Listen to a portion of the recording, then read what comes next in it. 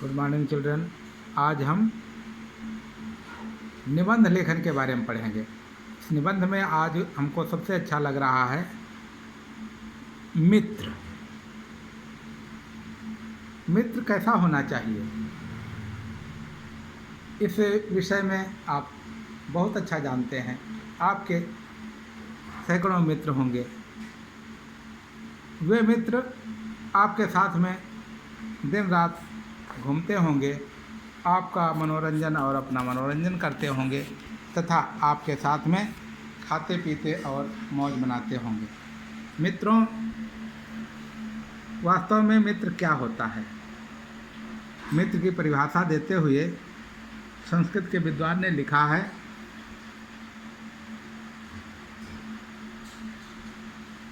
कि जाड्यम धियो हरति सिंचति वाचि सत्यम मानोन्नतिर दिशति पापमपा करोति चेता प्रसादयति दीक्ष तनोति कीर्तिम सन्मित्र लक्षणमिदं प्रवदंत संता। ये संतों के द्वारा कहा गया है अच्छे मित्र के लक्षण। वो हमारे में जो गुण हैं उनको और अधिक बढ़ाता है और दुर्गुणों को हमारे छिपाता है, उन्हें दूर करने का प्रयास करता है। वो हमारे अच्छे कार्यों में हमारा सहभागी होता है। अगर हम बुरा कार्य करने के लिए उद्यत होते हैं तो हमें उससे रोकने का प्रयास करता है। और इस प्रकार से मित्र एक औषधि के समान, दवाई के समान हो जाता है। जैसे दवाई खा करके हम कोई टेबलेट लेते हैं बीमारी से संबंधित और हमारे शरीर से रोग दूर हो जाता है। इसी प्रकार से एक अच्छा मित्र औषधि के समान होता है जो हमें विपत्ति के समय ऐसी सलाह देता है, ऐसा सहयोग देता है जिससे हम निर्द्वंद हो जाते हैं और उस समस्या से मुक्त हो जाते हैं। मित्रों, हमारे लिए आवश्यक है कि मित्र का चयन करें तो कैसे करें।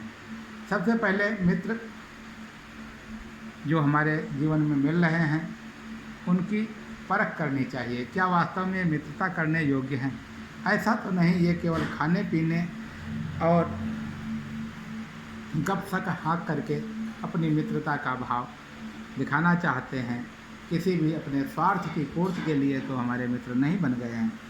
इस प्रकार से मित्र है तो उसकी परख करना जरूरी। कहते हैं विपत्ति कसौटी जे कसे तेई साचे मीत। जो विपत्ति के समय आपका सहयोगी बनता है, सच्चा मित्र वही होता है। हमें मित्र बनाने से पहले मित्र की परख जरूर कर लेनी चाहिए।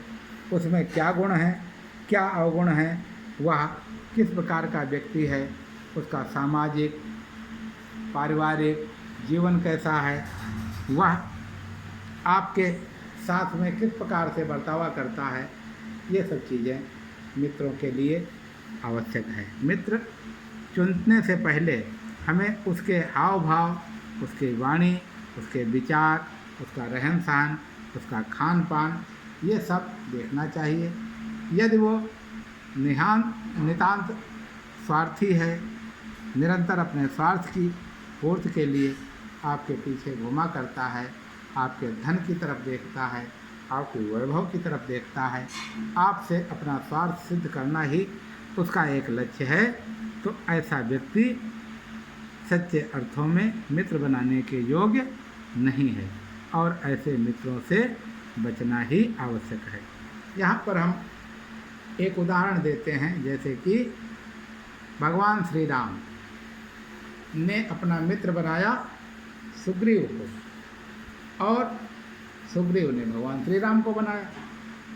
भगवान श्री राम ने सुग्रीव की मदद की और उसका सगा भाई जो उसका दुश्मन था, जिसने उसकी राज यहाँ तक कि उसकी पत्नी को भी छीन लिया था, उसको मार करके सुग्रीव को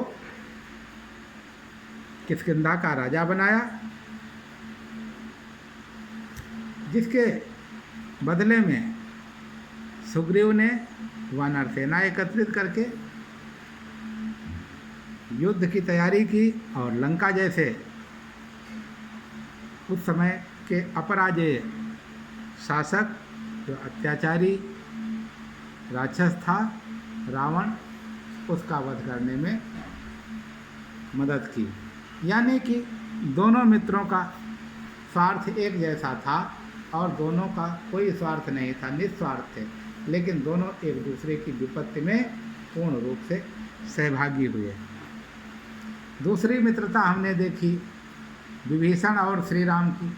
विभीषण श्री राम की शरण में आया, राम ने उसे अभयदान दिया और उसके मस्तक पर तिलक कर दिया कि चलो तुमको मैं लंका का राजा बनाता हूँ।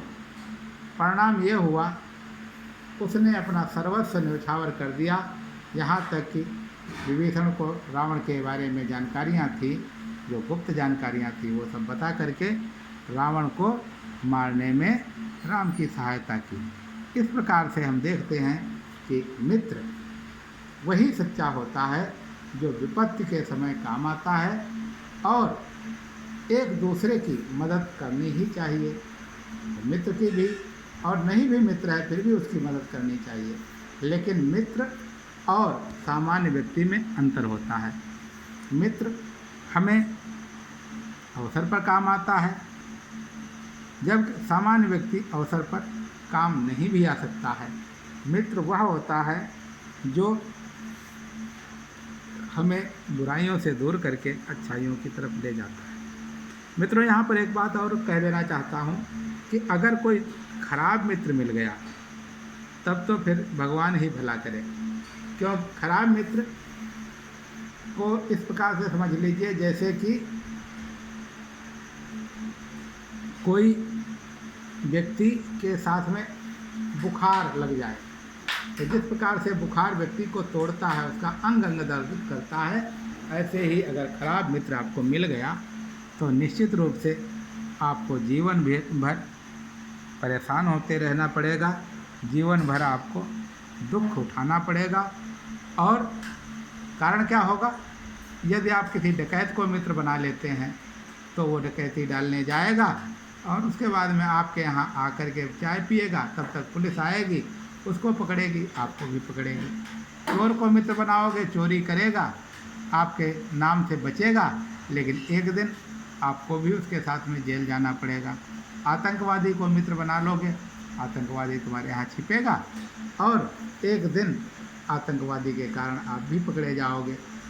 इस प्रकार से खराब व्यक्तियों का साथ अगर आपने कर लिया, उनको मित्र बना लिया, तो निश्चित रूप से आपको एक दिन उसके खामियाजा को भुगतना पड़ेगा, दुख उठाना ही पड़ेगा। इसलिए कहते हैं पानी पियो छान के, मित्र बनाओ जान के। तो पहले मित्र की परख कर लेनी चाहिए।